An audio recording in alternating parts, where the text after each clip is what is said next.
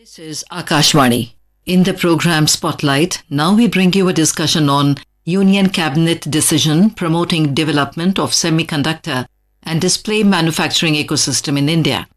The participants are Raju Goyal, Secretary General, Electronic Industries Association of India, ELSINA, and Sonu Sood, anchor.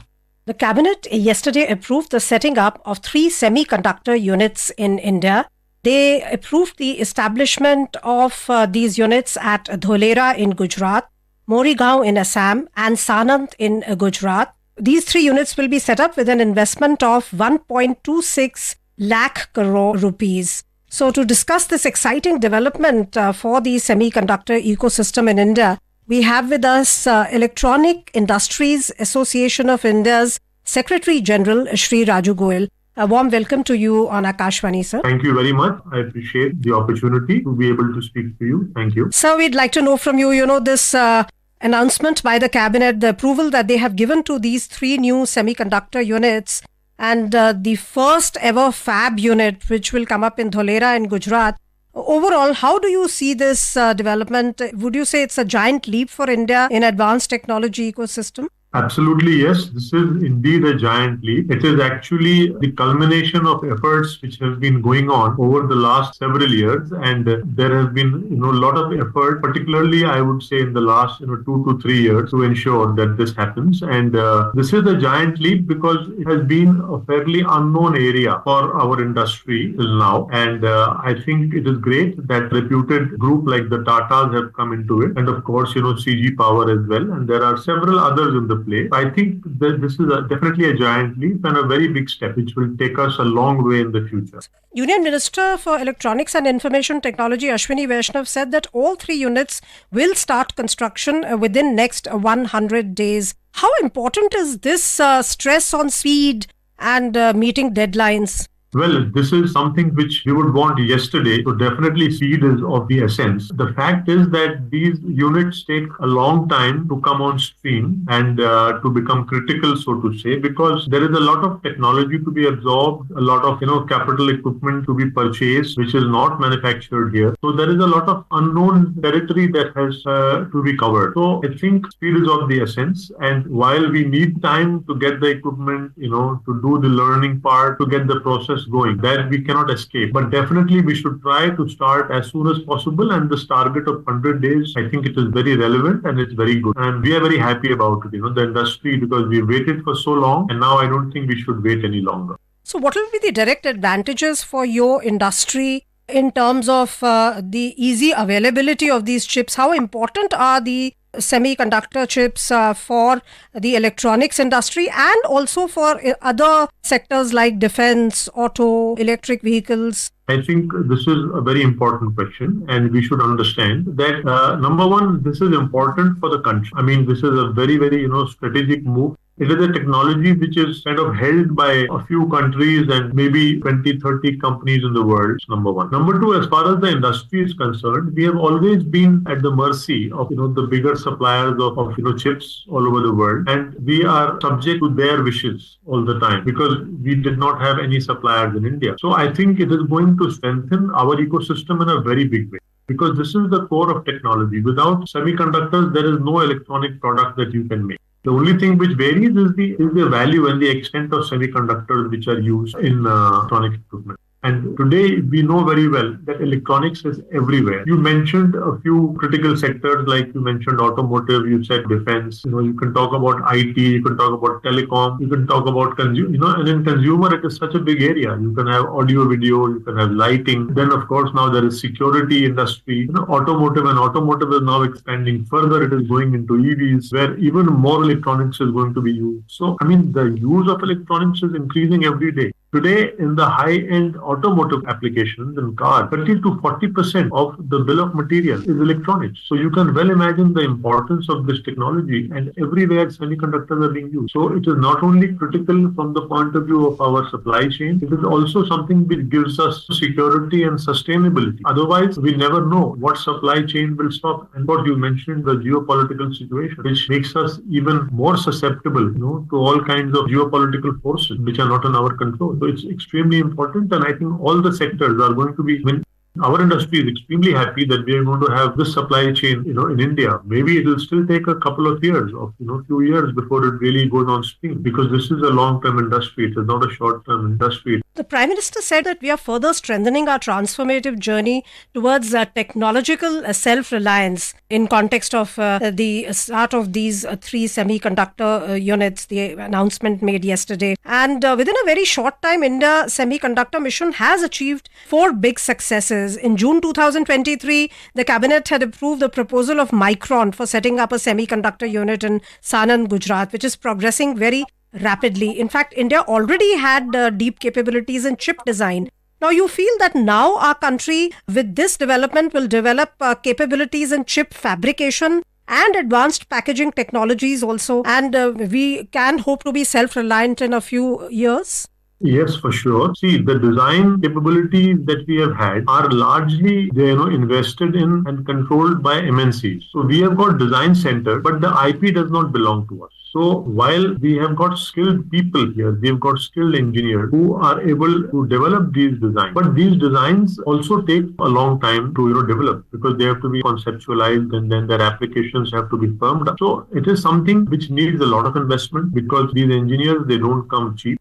They are all very specialized skills. And the software tools which are used for this design are also not owned by us. They are all global companies that own these tools, and they are very, very expensive. So I think while we have had the skill and we have the ecosystem in the country, but we don't own these designs. So I think once we start doing the fabrication, I think more and more of the design is also now beginning to happen in the country. Of course, as you know, our semiconductor policy, it has a design-linked incentives scheme within the policy. So, design is also picking up, and now I think the IP is also gradually going to belong more and more to Indian companies. As that is happening now, I definitely see that we'll see a totally different landscape in the next 4 to 5 years. So this is very important, and because you see what happens is that the IP doesn't belong to you. That is what is happening right now, and it goes for fabrication overseas, and then either the finished chip or the finished module comes back to your country to be assembled in a finished product, in a final product. So the technology is not controlled by us at all. I think this is the fabrication happening here. It will help us to complete the supply chain, and it will enable more domestic design. I think that is the biggest benefit that we will. The ATMP and the fabrication. So the ATMP is also very, very important. Assembly, test, mark and pack, as they say, which happens after the fabrication of the chip. Talking of the fabrication, as you said, the first fabrication unit ever in India has been set up by Tata Electronics Private Limited. It will be set up in partnership with the PSMC of Taiwan. This collaboration between countries is very important for technology to really flow across borders, and you feel that this kind of collaboration has gone on in other sectors also, and it is a to and fro flow. Yes, definitely it has to be a to and fro. I mean, there has to be something in it for both the parties. The biggest thing here is the trust, because the technology, it belongs to PSMC in this case, or may belong to any other company in future, wherever the other, because this is only the first project. And I'm sure there will be a few more projects announced in the next year or so, or even earlier. So the government is not going to sit back on its laurels and be happy with 1 or 2 projects. In India, we need more projects, number one. So definitely we need to be trusted partners of companies worldwide. Otherwise, companies will not share their technology with us. And secondly, of course, we have to pay for the technology and make sure that we utilize it fully for the benefit of the country and for the benefit of the company which is investing. And of course, there is public money going into it, because the government is providing a lot of support to these projects. So I think, having said that, 100% there has to be a to and fro. There has to be trust between partners. And I think luckily we have got a very good rapport, a very good understanding between Taiwan and India. And also I think with several other countries in the West, and also countries like Japan and Korea. So we can certainly look forward to more such projects. And this is not the last you are hearing of it. I'm sure you will very soon hear about 1 or 2 more fabs coming up. And the fab ecosystem itself is a very diverse one. There are different types of fabs, and this is only one type which is coming up. Of course, this is a fairly advanced project. We also need fabs in the lower rung where they are not so complicated, but their applications are equally critical. So I think there is a lot more to happen in this area. Union Minister Ashwini Vaishnav talked about that Northeast will get its first semiconductor unit in Assam and at an investment of 27,000 crore, and chips produced from here will be used by big automobile companies across the globe. In fact, this technology is also indigenous advanced semiconductor packaging technology which is being developed by TSAT Semiconductor. This is also very important that the inclusive approach of the government is being reflected here also, with the Northeast being represented in this breakthrough. I think it is indeed something very interesting, frankly speaking, because we never thought that we will be going to Assam, because Assam is certainly not known for technology or for industries which are based on high tech. So I think it is definitely something very interesting. It is a good and inclusive approach. It may entail some challenges for the company, for TSAT or Tata Semiconductor Assembly and Test, which is the name of the company. But I'm sure with the support of the government, it is going to be successful. I don't expect any other problem there. But of course, I do feel that it will spawn a completely new ecosystem in Assam, and it will create, because this type of activity is not just this particular investment which we are talking about. For example, this particular project that you're talking about in Assam has got an investment projected of 27,000 crore, which is a very large amount. And please believe me that this 27,000 crores will lead to investments of another 10, 20, 30,000 crores as the ecosystem comes up. So because there is a very complex supply chain which comes up, there is a supply chain of materials, there is a supply chain of consumables, plus of course there is capital equipment. That capital equipment needs spares and all, and it's extremely complicated. So I think this is a very good step, and I think this, the Northeast has not been part of, the technology growth in the country, and I think this will definitely help. It's going to be challenging though. I mean, while it is a good step, it will need that extra effort from the government and from the industry both. And you feel that setting up of these semiconductor units, this will lead to great job creation outcomes, and there's talk about talent pool being created in universities with foreign R&D collaboration. How important is this collateral benefit? Employment generation in a country like India is extremely critical and extremely important. And it is something which is required by the country, because we have so many young people who are there in the employment market, and we have got good smart people, we've got educated youngsters. So certainly it is very important. There is no need for anybody to say that, or my statement will not add really anything to the importance of this, because it is important. What we are estimating right now in these three project is something around 20,000 advanced technology jobs. So because even the workmen here are skilled workmen, so they learn technology and very good for human resource development and for the growth of the people of the area.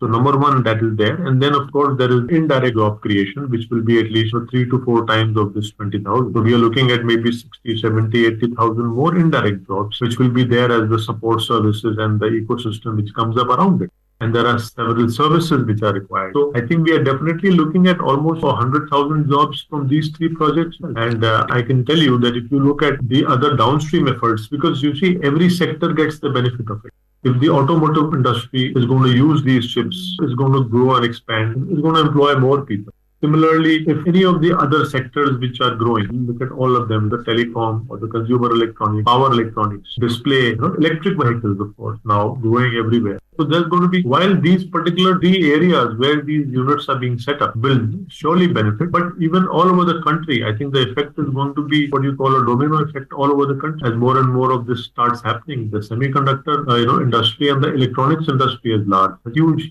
potential. Certainly employment is a very big gain out of this industry. Thank you so much, Mr. Goel, for giving us a deeper insight into various aspects related to semiconductor ecosystem in light of the cabinet decisions announced yesterday. Thank you very much for the opportunity, and I really hope that this is going to be a big success for the country and it will strengthen our country in the future. Thank you so much. Thank you. You were listening to a discussion on Union Cabinet decision promoting development of semiconductor and display manufacturing ecosystem in India. The participants were Raju Goyal, Secretary General Electronic Industries Association of India, ELSINA, and Sonu Sood, anchor. This program was produced and presented by the News Services Division of Akashvani. You can listen to it on our mobile app, News on AIR. This program is also available